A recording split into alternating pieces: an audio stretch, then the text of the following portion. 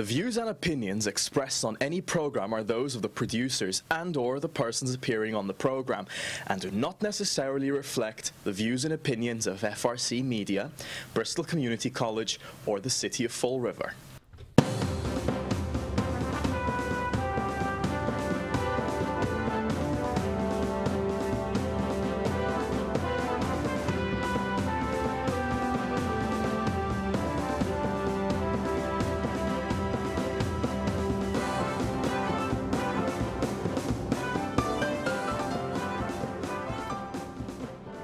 Welcome to Spindle City Straight Talk. I'm Chip. And I'm CJ. And it's Monday.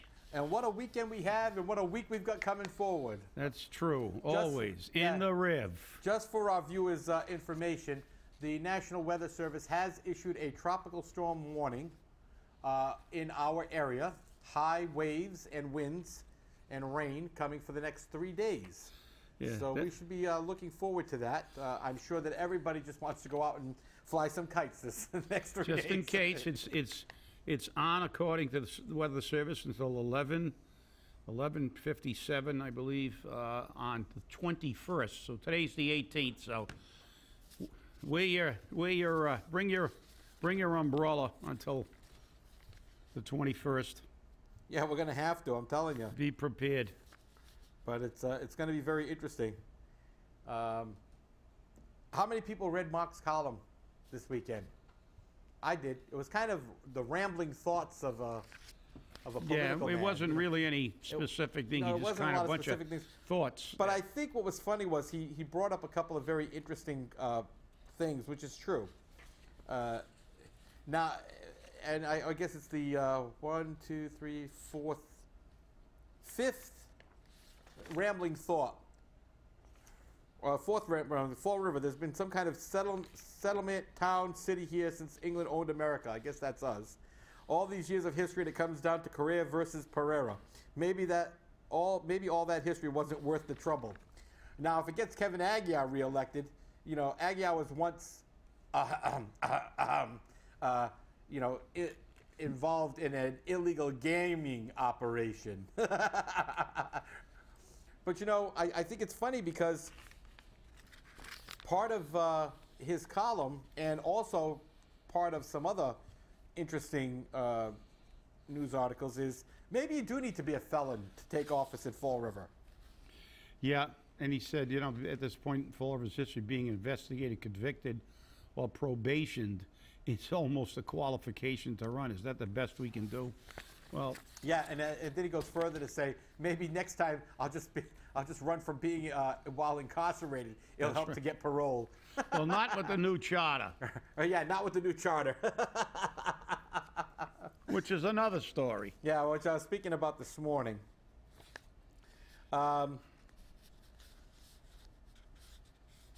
It's interesting because, you know, Will Richmond's column on Politi Beat, what does the primary mean to Fall River's mayoral race?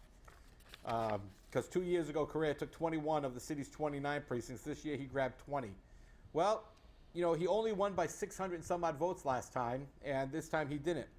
Among the voting locations Correa failed to win this year are the exact same 5 precincts in the city's north end, precincts 8B, 8C, 9A, 9B, and 9C. There was a time the winner of those precincts would feel pretty confident about claiming victory in the election. Correa has changed that. Similar to 2015, Correa has continued his appeal to voters in the South End and the Lower Highlands. I can't figure out why this charlatan keeps generating such, you know. Well, I mean, he's got some pretty influential people, political people, so right, he does that are working basically for him, and you know, it's politics. But you know what disturbs me about this article? Number one.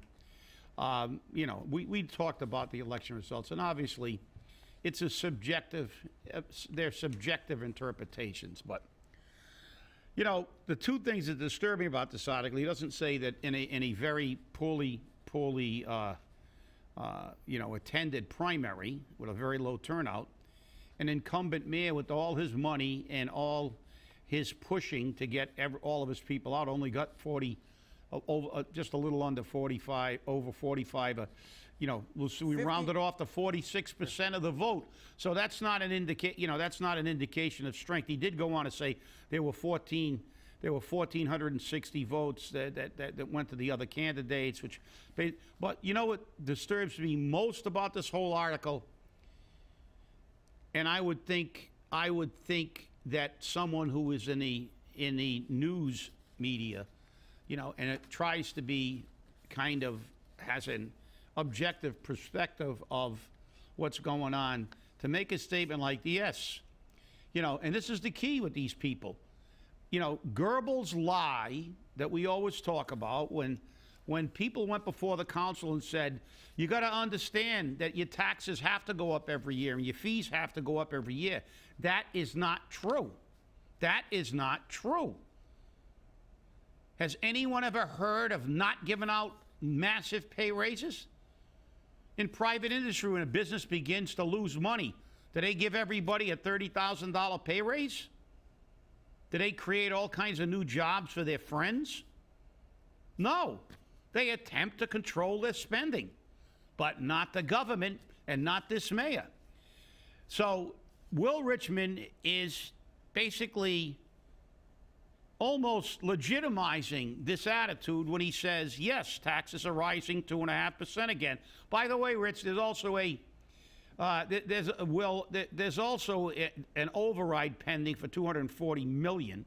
So, and water fees are increasing, but those increases have become commonplace, regardless of who's in charge of the city. Well, I hate to tell you this, Will, that's the reason that we're having an election, to try to break it. It's not regardless of who's in charge of the city. The voters are supposed to put somebody in charge of the city who won't say that it happens regardless of who's in that office. There was a time when it wasn't automatic. It was a time when 44,000 people or 38,000 people went to vote in an election. And that's the reason that they didn't pick your pocket every year and tell you, you know, don't worry about it. This is automatic. Well, guess what? Automatic pay raises for them might be a fact of their privileged life, but the people who are paying taxes don't get automatic pay raises.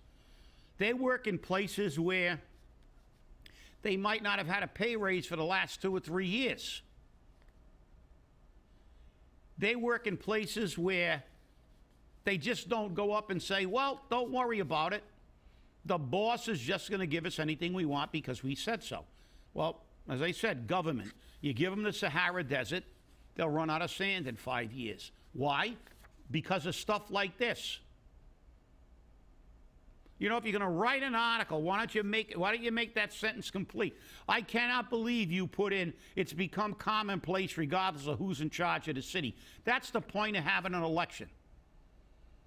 Because that's the choice you got. You already know this guy's giving out all kinds of pay raises. And he has a total disregard for the average working person in this city. So, if you don't like that, put somebody else in and keep putting new people in until you get a city council and a mayor who, like in a time long ago where they actually had to have a legitimate reason to raise taxes. Not just, hey, it's automatic. Well, sure it is. It's just like the state. The state's in financial trouble. Did our state representatives forego a pay raise? Not on your life. Did they tell you you couldn't have a lousy tax-free weekend? You betcha. And they're doing it in the city. And they're, oh, my wonderful plan. Look what I'm doing for the city. Look what I'm doing. Yeah, what have you done for the city? What have you done for the city? You've raised taxes, you've raised fees, and you're going to raise taxes and fees again. Did you do was there one thing done for cost containment in the city of Fall River? I want to know. It's a question. I want to know. Please tell me what you did. You're going to tell me about the trash? That's crap. You signed a 10-year contract that by the end of that 10-year contract, we'll be paying quadruple what we were paying before. Yeah, nobody ever heard a low ball in the front end to get a contract and then back end loading it. We're going to get murdered on that. Mark my words. What have you done? Did you eliminate any positions? Like you promised? Like you promised? Did you cut the salaries in the mayor's office like you promised? No, you actually increased them. And you created new positions. Have you done everything? Have you done anything like look over these departments and see if there's any fat? I remember years ago. You remember that, CJ? Maybe it's me, or maybe I'm having a hallucinogenic event that this never happened. It's just in my imagination. But do you remember a time when people used to use words like that were running for office, like let's cut the fat, yep. let's we're gonna I worry about the taxpayers' money. There was a time then when they said we're gonna have a no frills, fat-free government, and now what do we have? We have an all frills, loaded with fat budget, because the only people I've seen that have gotten reduced over the past couple of years are people who actually provide services to the people of Fall River. We're getting plenty of jobs like walking around in the mayor's office. I remember a statement, wasn't it, that you shouldn't have a retired police officer working part-time as your chief of staff. Didn't he have one too? Exactly the same. Yep. A retired and he police also officer. said we shouldn't have a retired judge as a corporate counsel. Exactly. It shouldn't getting full-time money for part-time work, and he continued. So this is the kind of stuff, total disregard for trying to save any kind of money, and this is what disturbs me. People may go, look, I'm a fiscal conservative. I mean, I don't mind. It's like, everybody doesn't like to pay, but I don't mind paying for things that I feel I should pay for. Like I have to pay for my electricity because I like to see at night when I walk around the house and something like that. That's all? Falling over things. I have to pay for my heat. And with a city, do I mind paying taxes?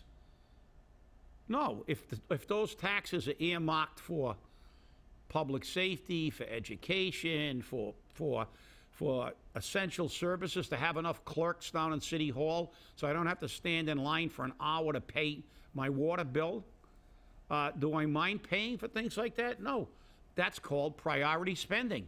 It's called, actually looking to make sure that we're spending our money first on essential services, not last, not after we put on chiefs of staff and all these other jobs and give everybody a stipend and a gigantic pay raise. Then we decide that, oh yeah, we are going to put a few more police and a few more fire on. And to me, and you can't blame them. They're politicians and they're taking care of their people. But guess what? For the general public not to notice this disturbs me. It's like, have you noticed that? Does anybody remember? I mean, look, I expect the mayor's contemporaries not to remember. They weren't born, or they were walking around in diapers the last time a politician worried about increasing taxes. Hence why he's called the Diaper Don. But I don't expect them to remember. There was a time when the working people had no consideration from the rich. And I think statistically, wasn't there a thing on the national news this week talking about how much the overall income has increased, yet the working people's income has been stagnant for a very, very long time. Right, I don't have the actual figures. I'll have to get them again. We talked about that on Friday, too, Yeah. because it's the same here in Massachusetts. Massachusetts' median income has increased, Yeah. but not down here. It's in Boston. Yeah. It's in the big cities with businesses. Businesses that are generating jobs and revenue, not only for the state, but for the individual worker. Fall River doesn't have that. What does Fall River have? We have, you know, Mom and Joe's convenience shop and, you know, Lucky's corner store. That's what we have. We have minimum wage jobs. And minimum wage jobs are not going to generate a economy that can support a lot of things. And, you know, I said this on Sunday on the Weekend Flush, that which I kind of dovetails Will Richmond's article about taxes are a commonplace thing. They don't go out and vote. And they don't realize that when you don't go out and vote, just because you're a renter doesn't mean it doesn't affect you. Because when the property owner, like myself, like yourself, Chip, gets an increased tax bill and an increased water bill, and if we have to make the ends meet, we have to raise the rent. My rents are one of the best rates going, from what I've been told by my tenants, because they've looked elsewhere, and they said that they've found places to live that are $200 and $300 more a month than where they're renting from me, and those places are dumps compared to what they're getting where they're living, and that's okay. I'm fine with that. I'm not expected to make $1 million on my property, and I'm not going to be a slumlord. But at the same time, I'm going to get to the point where I'm going to have to raise the rents again, and I don't like raising rents because it makes it difficult for people, especially people with no children, one does, CJ. I mean, you know, you're right. But the key is you got to look. That's one of the problems. You know, but you got to go out and vote. Well, yeah, you're right. But, I mean, you've got to look beyond numbers. The old adage of, you know, figures don't lie, but liars can figure. It's all interpretive. The fact is that they've said time and time again, we're seeing average incomes increase throughout the nation and throughout the city, but nationwide, not only in Fall River. That increase is because the top of the food chain is getting the increases. Exactly. And but when you look at the lower end, that's the reason the middle class has virtually disappeared in this nation. When you look at the lower end, there are people whose income has been stagnant, and if there's an increase, it's a minuscule, tiny little increase in comparison. Unless you work for Jazel Correa. Yeah, well, see that exactly right. That's exactly the point. $35,000 pay raise. And that old adage, it just goes to show that nothing ever really changes, just the names. The old adage that precedes even us, you know, the rich get rich and the poor get poorer. That goes back to the 1800s. I've still got the book it's actually in the trunk of my car, one of my favorite books of all time, The Untold Story of Labor, that talks about in the late 1800s, a Fall River mule spinner testified in front of the Senate about the deplorable wages they worked for in Fall River, and he was making like $125 a year. And they said, you know, how do you live on this money? And he said, well, we go down to the Taunton River, and, you know, I guess they dug clams and they pick up scrap wood for heat. And he said, well, there were a lot of people like that live in Fall River. And his answer to the Senate was, no, most of them are in worse shape than I am. So, you know, that was the golden age of Fall River. They had 100% employment. But nobody was making any money. People who owned the mills were making plenty of money. People who owned the businesses were making plenty of money. But again, the poor man got poorer. And it's happening today. You know, that was the 19th century. Here we are in the 21st century, and things have not changed much. Because the rich always get richer and the poor get poorer. It's a constant debate you have. People point out, people who advocate for the working man continue to point out that the people who need it the most get the least. And it's happening here in Fall River.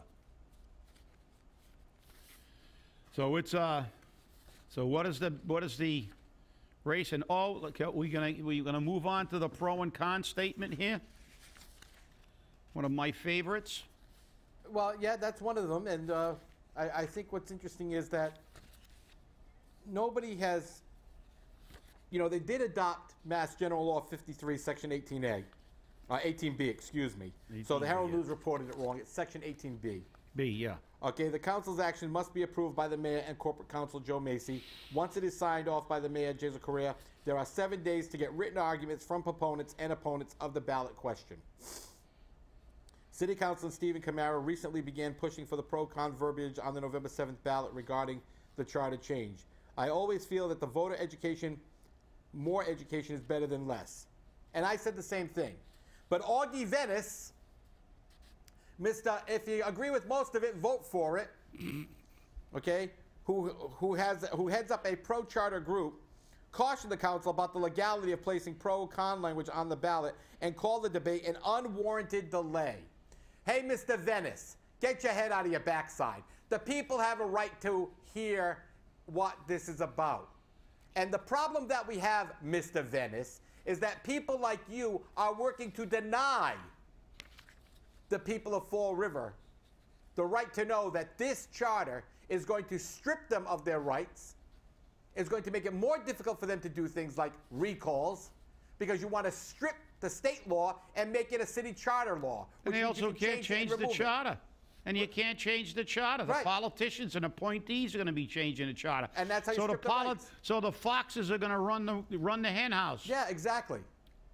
I mean, and you're making it more difficult because now you got to present an initiative petition to the corporate council with 500 signatures or so to have the corporate council say, yes, you can do it. So if the mayor doesn't like it, the corporate council works for the mayor. Guess what?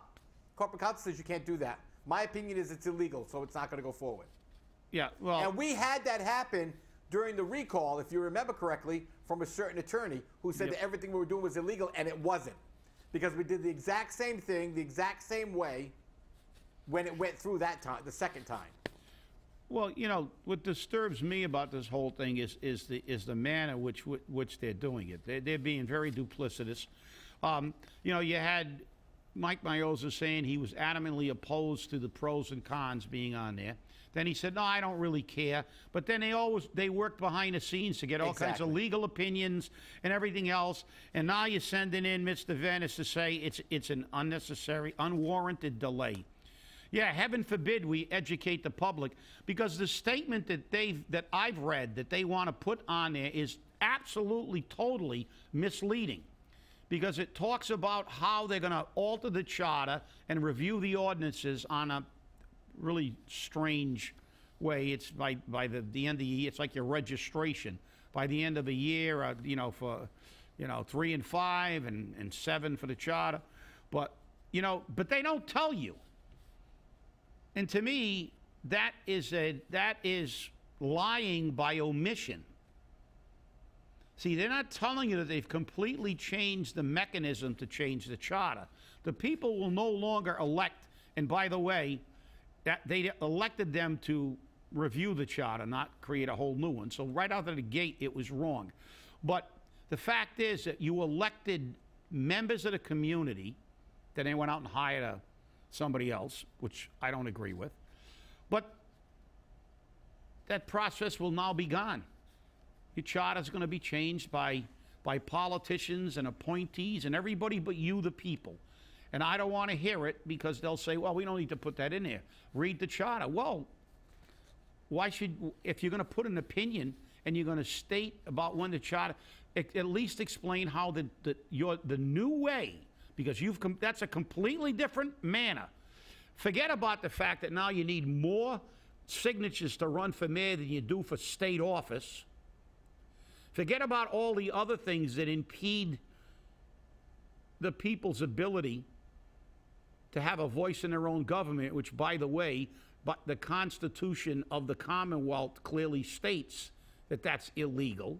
It says that all magistrates and politicians and members of government are at all times answerable to the people. Not in Fall River anymore. I can tell you one thing, I might be rounding up another 9 people if this charter goes through to question its legality under the Constitution of the Commonwealth. Because, I mean... I already have them. I already have them. Yeah, we got more than 10. I know that. But I mean, To quote Attorney Joe Macy, you're the king of taxpayer lawsuits. Yeah, well, you know, and the ironic part about it on this one, he might actually agree with our position. Yeah. So, but I mean, look, that's the key. The key is a charter, is a document that runs our government. And now, I don't like a charter that takes power away from the people.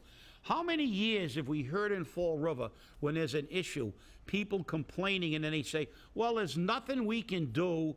This is the form, this is the charter we have, a strong mayor, weak council. And then they turn around and make a charter that takes the mayor from a strong mayor to an absolute dictator. Exactly. He's going to be on he's going to be ex officio on every single board. He's going to, you know, his corporation council has an absolute right to throw anything that the people submit out the window. A guy who works for the politician that you may be trying to recall, you think you're ever going to get a recall petition? Come on. I mean, and then the changes in the charter are going to be done by politicians. So the only thing I got to say, you know what my argument is? It's very simple. This is it. Get ready. Look at Boston. Look at the pay raises they just gave themselves. Look at the fact that they took away your right to approve their pay raises. Why? Because they could. And now Fall River's going to have a charter that gives them the same right. They're going to be able to do anything they want, and you won't have a say in it. Imagine that. Imagine that. And so then they'll say, well, you know, you can throw us out. Well, then the charter will be in, and then we'll have to go through a, you know, what did they do with when we tried to get judges elected in this state, CJ? What did they do? The Supreme Judicial Court struck it down. Yeah. Yeah, the judges struck it down for their own benefit. It's like, the hell are you? I'm not gonna run for election. You might actually hold me to a standard. That's right. But you know, the bigger problem that I have, not only with this charter, but with so many other things in the city, is that and you know, if you're offended by this comment, people, suck it up, because it's true. The Fall River voter is stupid. They just think, oh well, you know, charter, it's got to be charter schools. The majority of people in Fall River have no idea what this charter question's about, and they're going to mail. It's going to cost $30,000 to mail out a 78-page book. Are they going to read 78 pages? They're going to throw it away. And they don't even know if they can put in the con side into that book. So then they're going to mail out another one for the CSO bond of $103 million. So again, people, remember, not only are you going to vote for $123 million this election, you're going to vote for $240 million next election. $363 million in less than 8 months you're going to vote for. I'm going to be voting no on everything, I'll tell you now. We're slowly running out of time here. And, well, not slowly, pretty quickly, actually. The Herald News' opinion that, you know, the mayoral candidates and city council candidates are now going to have to come out with a position on gun violence. I got a position on gun violence. I believe Linda Pereira had a position on gun violence. And I think the city councils need to have one. And, you know, you can say all the platitudes that you want of, well, we've got to give our police more authority. They already have the authority they need. They need more people. They need more citizens' input. You can go to City Hall and complain and mitch and moo and mow and all the time, but you can't call the police and say, hey, my next door neighbor's dealing firearms out of the trunk of his vehicle because he might shoot you or he might shoot your house. Okay? Guess what? Your house is going to get shot anyways if he's dealing him out of there, because at some point there's going to be a gunfight out in front of the OK Corral, and your house is going to be the corral. So get with it, people.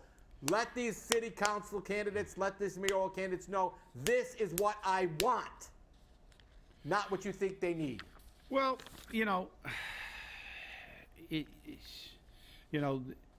taking a position on gun violence. Now, this is a nice little view, but remember, should have been taken after the first few gunshots were fired, not after we've had 1,000 or so shell casings found. And it's an election cycle. That's why they're even noticing. Of course. So stay angry, everybody. We'll see you Wednesday. Have a great day. Enjoy your